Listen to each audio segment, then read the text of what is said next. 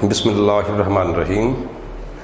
پاک گیریجن higher secondary school Nankana صاحب کی کلاس دہم کے عزیز طلبہ و طالبات، السلام علیکم. اردو کا معلم ذاکر حسین ذاکر آپ سے مخاطب ہے.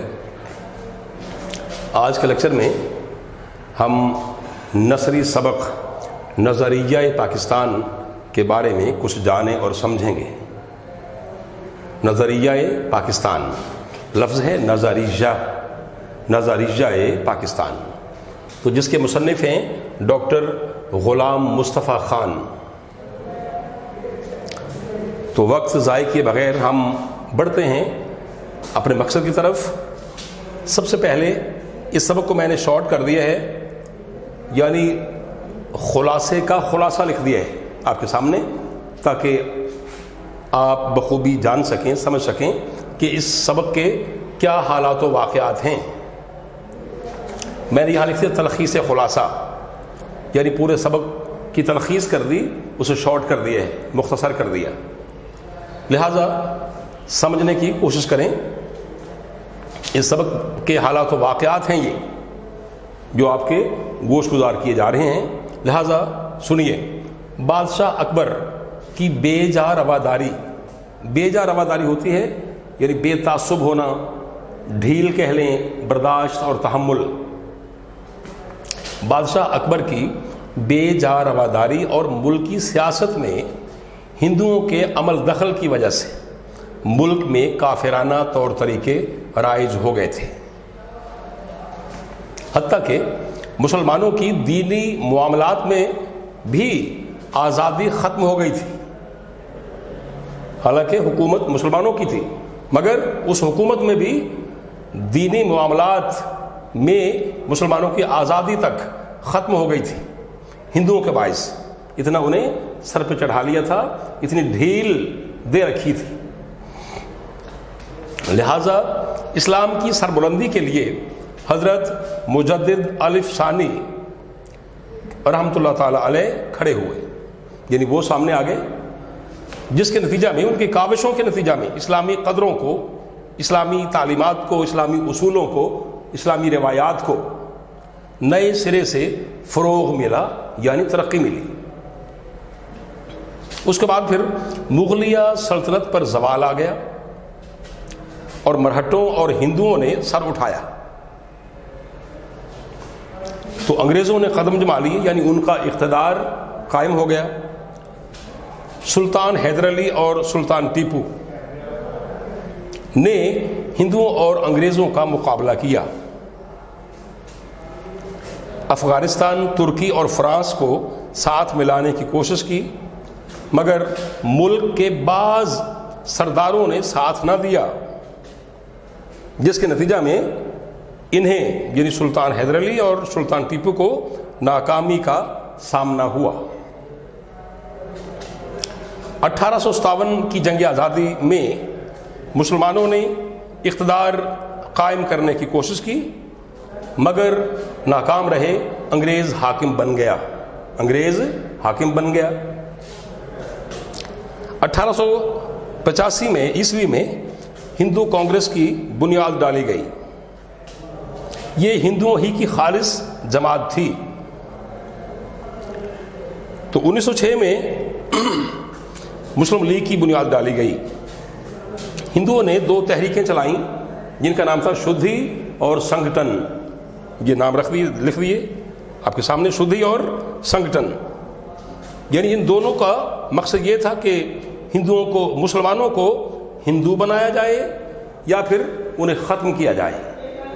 شدھی اور سنگٹن 2 تحریکیں تھیں. ان کا مقصد کیا تھا کہ یا تو مسلمانوں کو ہندو بنایا جائے یا پھر مسلمانوں کو ختم کیا جائے، صفحہ ہستی سے مٹا دیا جائے. 1930 عیسوی کو علامہ محمد اقبال نے خطبہ الہ آباد پیش کیا، جس میں الگ مملکت کا یا وطن کا مطالبہ کیا گیا. تو 1940 کو 23 مارچ کو لاہور اجلاس میں اعلان کیا گیا کہ مسلمانوں کے اکثریتی علاقوں میں مسلم ریاست قائم کی جائے. پھر سے سنیں کہ وہ علاقے جہاں مسلمانوں کی اکثریت ہے وہاں کیا کیا جائے؟ مسلم ریاست قائم کی جائے. مسلمانوں کی قومیت نظریاتی قومیت ہے جو لا الہ الا اللہ پر قائم ہے، جبکہ مغربی قومیت اس سے یکسر الگ ہے اور جدا ہے.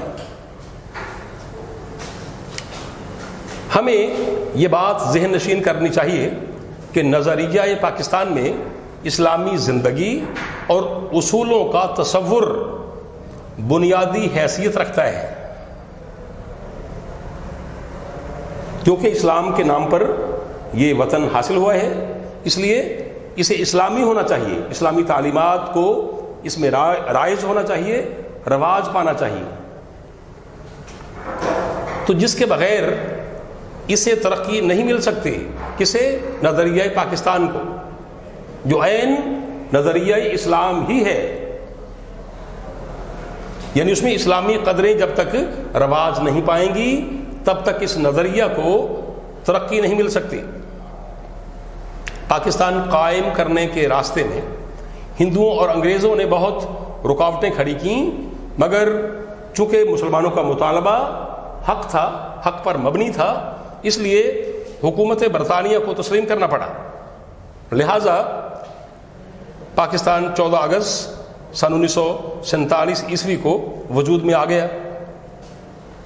ہم پر لازم ہے کہ ہمیں نظریہ پاکستان کو ترقی دینے کے لیے پاکستان کو اسلامی اور فلاحی مملکت بنائیں. یہ ہمارے لیے لازم ہے اور ضروری ہے. آپ کے سامنے پورے سبق کو مختصراً پیش کر دیا گیا ہے. آپ بخوبی جان چکے ہوں گے کہ اس سبق میں پائے جانے والے حالات و واقعات کیا ہیں. اس کے بعد ہم اقتباس کی تشریح کی طرف بڑھتے ہیں.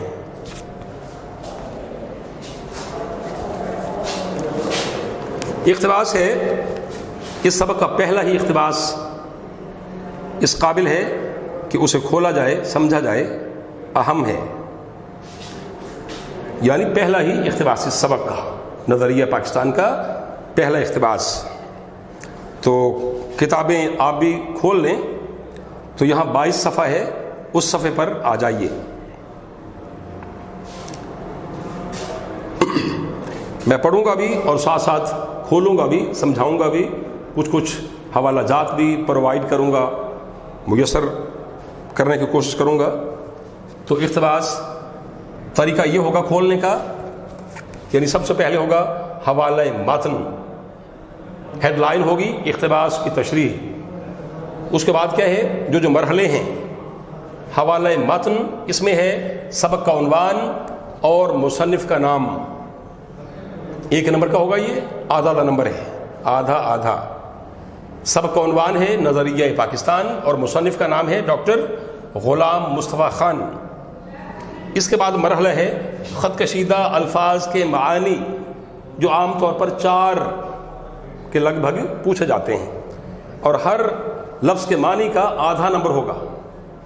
تو گویا 2 نمبر اس کے بن جائیں گے. تو الفاظ ہیں جو بڑے اہم ہیں اس میں: رواداری، تحمل، برداشت یا بے تعصبی، یعنی تعصب کا نہ ہونا. الحاد، دین سے پھر جانا، دین سے پھر جانا، یعنی مسلمان ہونے کے بعد پھر سے اس سے منہ موڑ لینا، روگردانی کر لینا. دین سے پھر جانا. تو ملکی سیاست، ملکی نظام اور ملکی معاملات حکومت رائج ہو گئے تھے، رواج پا گئے تھے یا پھیل گئے تھے. تو پہلے بھی بتایا، اب پھر بتا رہا ہوں کہ تشریح کا جب بھی آغاز کریں گے آپ، اقتباس کی تشریح کا جب بھی آغاز کریں گے تو کوشش کریں کہ اس کا، یعنی تشریح کا پہلا جملہ ایسا ہو جو پورے اقتباس کی تصویر پیش کرتا ہو، پورے اقتباس کی تصویر پیش کرتا ہو، اس کی ترجمانی کرتا ہو، عکاسی کرتا ہو، یعنی پورے پیراگراف کا آپ کی تشریح کے پہلے جملے میں اس کا عکس ہو، نچوڑ ہو.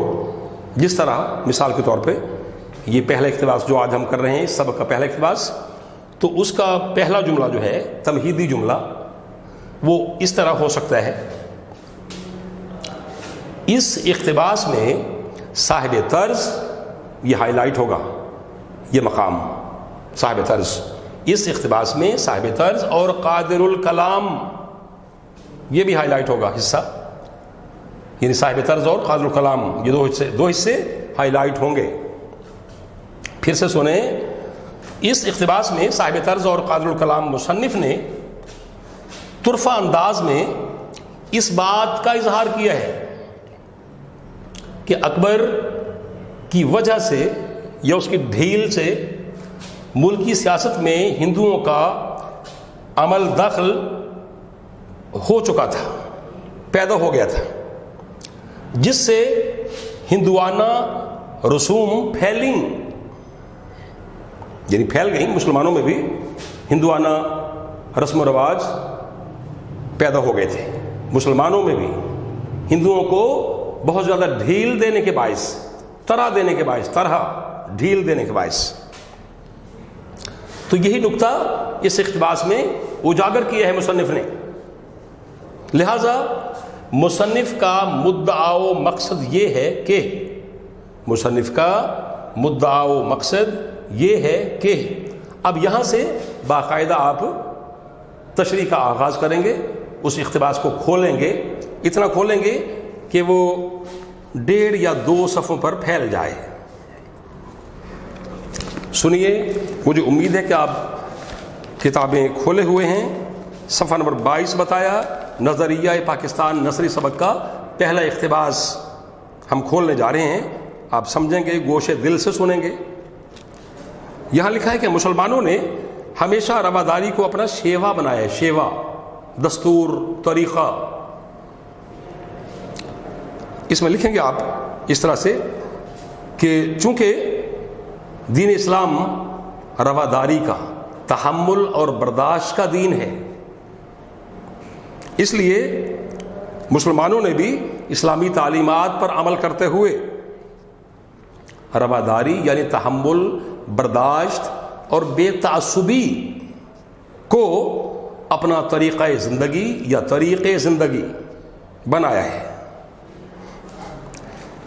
آگے ہے، لیکن جب کفر و الحاد لفظ غلبہ حاصل کرنا چاہتا ہے تو مسلمان اس کے مقابلے کے لیے ڈٹ کر کھڑا ہو جاتا ہے. یعنی یہ بھی مراد یہ ہے کہ برداشت اور تحمل کی بھی ایک حد ہے. یعنی اگر کافروں کے جو غلط سلط رویے ہیں، ناروا ان کا سلوک ہے یا ان کا حد مناسب سے بڑھ جانا ہے، وہ بھی ایک حد تک برداشت کیا جاتا ہے. رواداری کی، تحمل کی ایک حد ہے. لیکن جب اس نے لکھا کہ کفر اور الحاد، یعنی جب کفر و شرک کر لیں، جب کفر و شرک مسلمانوں پر غلبہ پانا چاہتا ہے، یعنی خود مسلمانوں کا جب دین یا ان کے عقائد پر جب حملہ ہوتا ہے یا ان کے مغلوب ہونے کا خدشہ ہوتا ہے، تو پھر مسلمان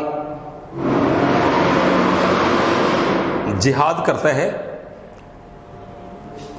یعنی کفر اور الحاد کا مقابلہ کرنے کے لیے ڈٹ جاتا ہے. اس میں یہ بھی بتا سکتے ہیں آپ کہ ہر چیز کی ایک حد ہے، یعنی کسی بھی چیز کا حد مناسب سے بڑھنا، یہ بریکٹس میں لکھ سکتے ہیں آپ، یہ ہائی لائٹ ہوگا حصہ، کہ کسی بھی چیز کا حد مناسب سے بڑھنا برا ہے. انگلش میں آپ نے پڑھا ہوگا کہ access of every thing is bad. Urdu میں لکھ سکتے ہیں کاماس میں، کسی بھی چیز کا حد مناسب سے بڑھنا برا ہے. تو یعنی جب کفر اور الحاد حد سے بڑھ جاتے ہیں تو مسلمانوں کو مرتا کیا نہ کرتا، یہ محفوظ کریں گے آپ، ایز کوٹیشن حوالے کے طور پہ مرتا کیا نہ کرتا کے تحت مسلمان جہاد کے لیے کمر بستہ ہو جاتا ہے یا مقابلے کے لیے میدان میں اتر آتا ہے. بادشاہ اکبر کی بے جا رواداری اور ملکی سیاست میں ہندوؤں کے عمل دخل کی وجہ سے ملک میں کافرانہ طور طریقے اس قدر رائج ہو گئے تھے. اب یہاں تک پڑھ لیتے ہیں, فکر لمبا ہو گیا کافی. یہاں ثابت ہوا جو پڑھنے میں آ رہا ہے کہ اکبر بادشاہ ہندوؤں کے بہت قریب ہو گیا تھا. یعنی آپ لکھ سکتے ہیں کہ کچھ طمع اور لالچ کے تحت یا نفسانی خواہشات کے تحت, طمع یا لالچ یا کچھ اور ان کے اغراض اور مقاصد ہوں گے جو وہ ہندوؤں سے حاصل کرنا چاہتے تھے, یا پھر ذاتی اور نفسانی خواہشات کے پیش نظر ہندوؤں کو بہت قریب کر لیا تھا اکبر نے. انہیں دوسرے لفظوں میں بڑا سر پہ چڑھا لیا تھا.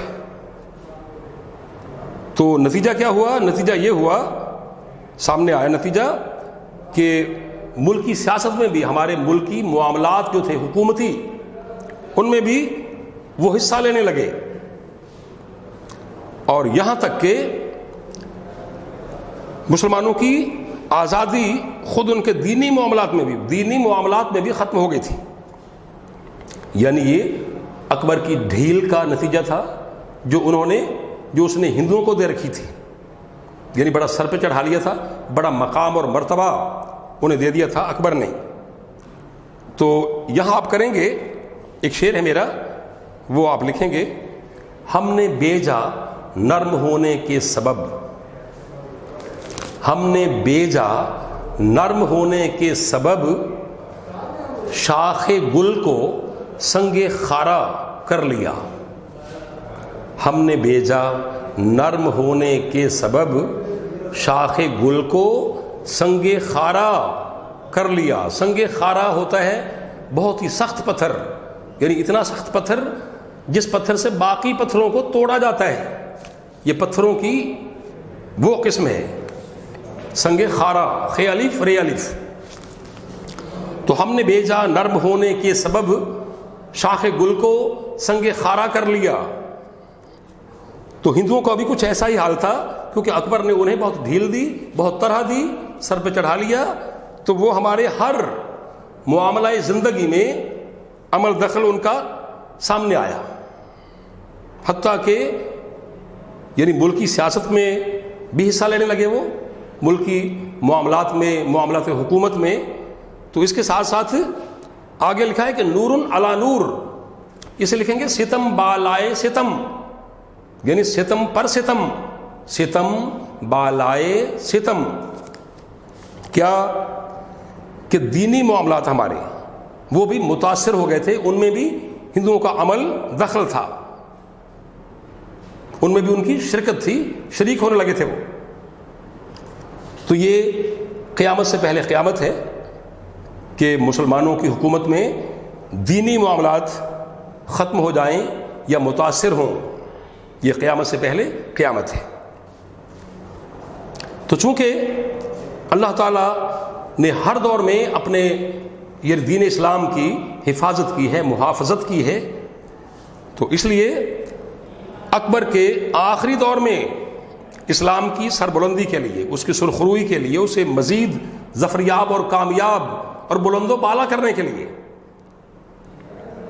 اللہ تعالیٰ نے اہتمام کیا. کس کا؟ حضرت مجدد الف ثانی سامنے آئے اور انہوں نے پھر دین کی کافی خدمت کی. اس کے لیے انہوں نے کافی صعوبتیں بھی جھیلیں, قید و بند کی صعوبتیں بھی جھیلیں, مگر اسلامی قدروں کو, اصولوں کو نئے سرے سے پھر سے زندگی ملی اور ترقی ملی. تو یہاں آپ حوالہ دے سکتے ہیں, اور جب حق آیا وجاء الحق, یہ پڑھا ہے آپ نے, اور جب حق آیا باطل بھاگ گیا, اور جب حق آیا یہ حق آ پہنچا تو باطل بھاگ گیا.